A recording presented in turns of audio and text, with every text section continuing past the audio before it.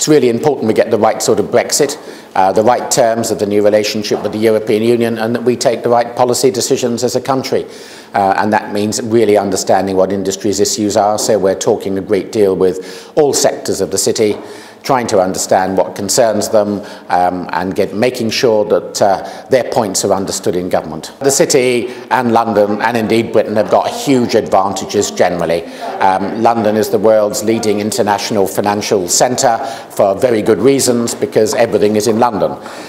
We have got the rule of law, the integrity of our legal system. That is really important. The English language helps. We've been open to talent for years.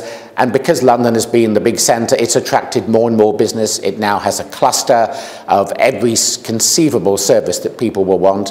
That attracts more business. All of that remains. Brexit does not take those fundamental advantages away. London will remain the leading international financial centre. We may well lose a bit of business. We're doing everything we can to minimise that. It's been very encouraging that a number of major developments are going ahead, notwithstanding Brexit, and the decision on 22 Bishopsgate by AXA is by far the most significant, because it is a huge development.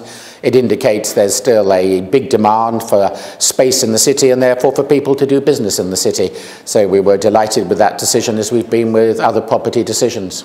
It's very difficult to forecast how the profile of city occupiers will change.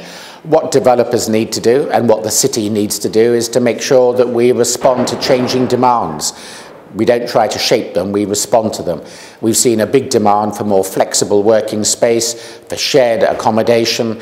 We've got a number of very big businesses that now offer shared space that work really well for startups, for entrepreneurs, for tech businesses.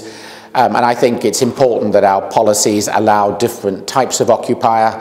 Developers well understand that, so we might see more units with shared space, and I think we're going to see a lot more non-traditional city businesses.